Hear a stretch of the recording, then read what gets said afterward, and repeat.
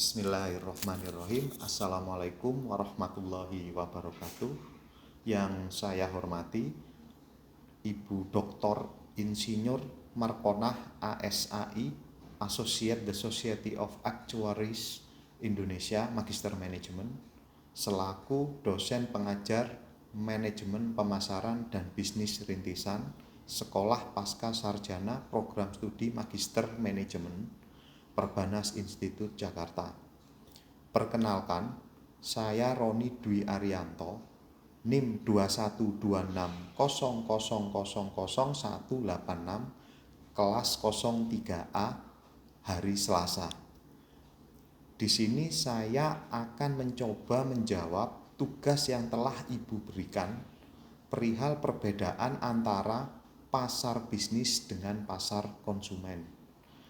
Seperti yang kita ketahui bersama, saat ini masih banyak yang menganggap bahwasanya pasar bisnis dengan pasar konsumen sama. Namun, pada kenyataannya berbeda. Keduanya sama-sama memasarkan sesuatu, akan tetapi pada dasarnya memiliki peran, tujuan, dan manfaat yang sangat berbeda. Hal tersebut yang harus dipahami oleh kita semua agar memiliki pengetahuan yang lebih baik sehingga dapat menambah wawasan khasanah kita semua. Namun, untuk masuk ke pembahasan tersebut, kita harus tahu terlebih dahulu pengertian, ciri-ciri dari pasar bisnis dengan pasar konsumen. Baik, saya akan mencoba menjelaskan perihal pasar bisnis terlebih dahulu. Apa itu pasar bisnis? Pasar bisnis atau lebih kerap dipanggil dengan istilah B2B, business to business, merupakan sarana transaksi organisasi yang membeli barang atau jasa yang nantinya akan digunakan untuk memproduksi produk atau dengan tujuan yang lain seperti diperjualsewakan kepada seseorang hingga mendapatkan laba dari transaksi tersebut. Ciri-ciri umum pasar bisnis. Yang pertama, produk bersifat perusahaan. Yang kedua, proses pasar emporografis. Yang ketiga, target pasarnya itu adalah global. Yang keempat, hubungan jual beli kemitraan. Yang kelima, memiliki nasabah utama atau prime. Yang keenam, biasanya konsumen memiliki pendidikan yang tinggi. Yang ketujuh, siklus barang atau jasa cenderung lebih pendek. Yang kedelapan, kebutuhan tersedia baik sebelum maupun setelah transaksi. Yang kesembilan, memiliki wawasan pasar yang lebih luas. Yang kesepuluh, menerapkan strategi pemasaran laba. Dan yang kesebelas, memiliki media pemasaran yang lebih lengkap.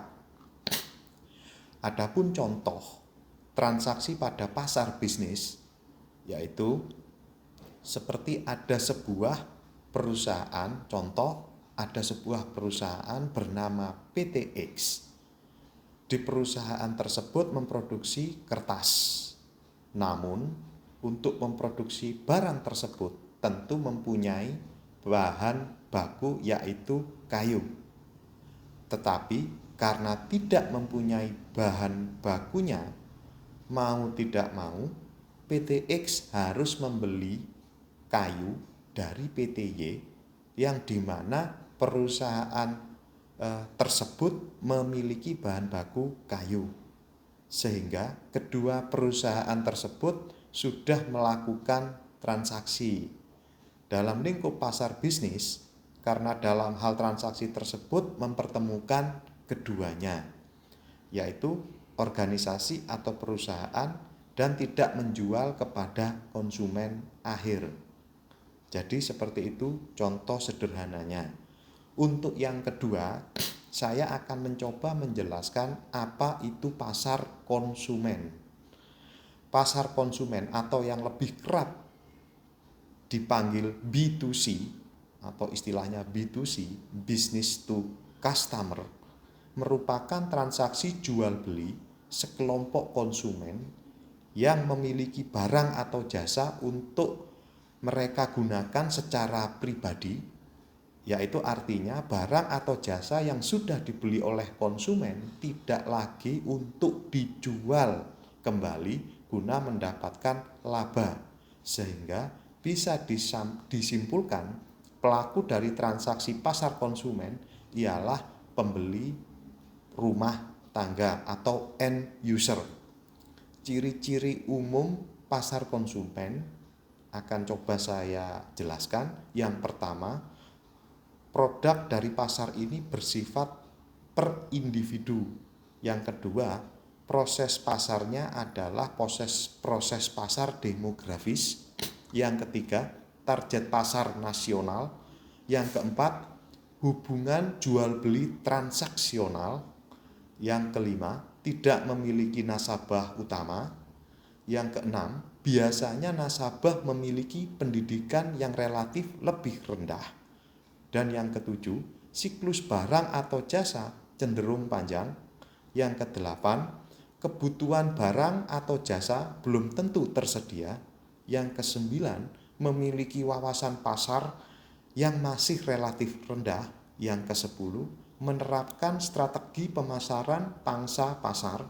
Dan yang terakhir adalah memiliki media pemasaran yang masih kurang atau kecil. Contoh dari transaksi pasar konsumen ini saya pikir lebih mudah dan simpel. Seperti halnya pada saat ibu-ibu rumah tangga membeli sembako di pasar yang nantinya akan diolah untuk dikonsumsi sehari-hari. Jadi demikian ciri-ciri yang bisa saya jelaskan. Untuk lebih membedakan antara pasar bisnis dengan pasar konsumen, ada 6 perbedaan pasar bisnis dan pasar konsumen yang bisa saya jelaskan. Yang pertama adalah segmentasi pasar.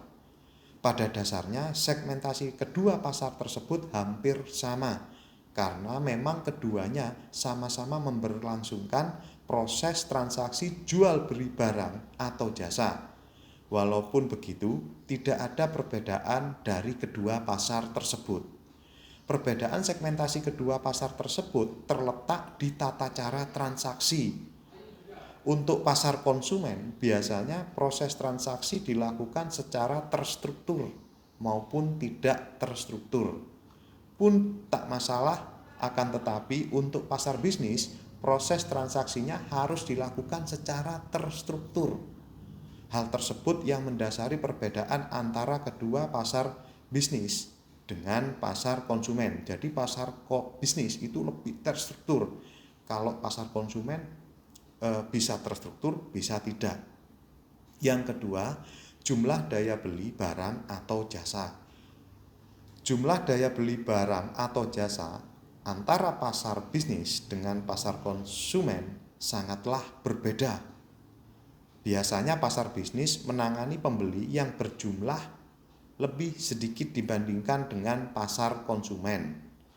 Hal tersebut disebabkan karena transaksi pasar bisnis tidak menjual produk atau jasa kepada konsumen akhir, melainkan menjual produk atau jasa kepada perusahaan yang akan mengelolanya atau distributor.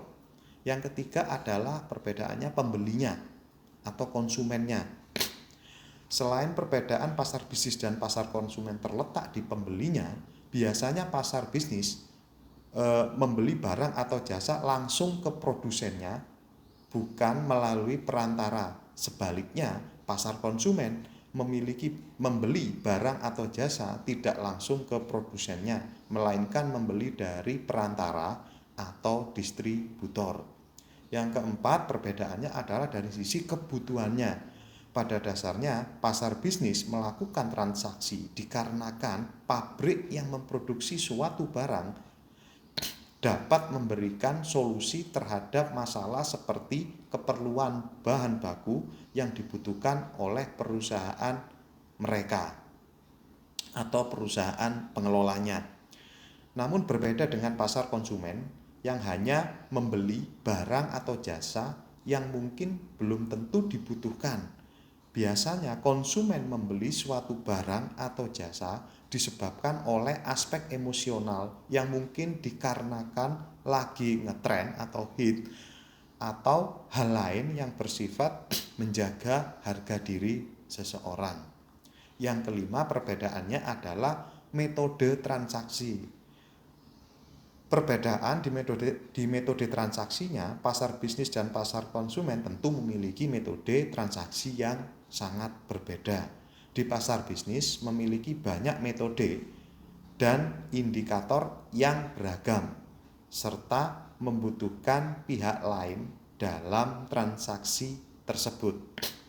Berbeda dengan pasar konsumen yang memiliki metode transaksi terbilang sangat simpel, hanya memerlukan metode transaksi yang sudah sering digunakan oleh masyarakat dan tidak membutuhkan indikator yang beragam, serta tidak membutuhkan pihak lain dalam transaksi tersebut selain pembeli dengan penjual. Yang keenam adalah tingkat hubungan penyuplai dengan pelanggan. Terakhir, perbedaannya terletak di tingkat hubungannya. Biasanya di pasar bisnis, hubungan antara penyuplai kepada pelanggan cenderung lebih dekat dibandingkan pasar konsumen. Hal ini disebabkan adanya hubungan timbal balik dari dua organisasi atau perusahaan tersebut. Misalkan, pabrik kertas membeli bahan bakunya dari pabrik kayu. Maka pabrik kayu nantinya akan membeli kertas dari pabrik kertas tersebut. Jadi berbeda dengan pasar konsumen yang setelah proses transaksi itu selesai, tidak akan ada hubungan timbal baliknya atau jual beli putus. Demikian 6 perbedaan pasar bisnis dan pasar konsumen yang bisa saya jelaskan.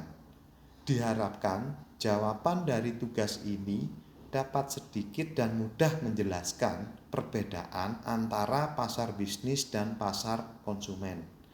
Jadi demikian Bu, jawaban dari soal atau tugas yang Ibu berikan. Semoga jawaban dari saya bisa sedikit memberikan atau memberikan wawasan kepada semuanya. Kurang lebihnya saya mohon maaf apabila ada kekurangan. Demikian saya akhiri video ini dengan ucapan Assalamualaikum warahmatullahi wabarakatuh.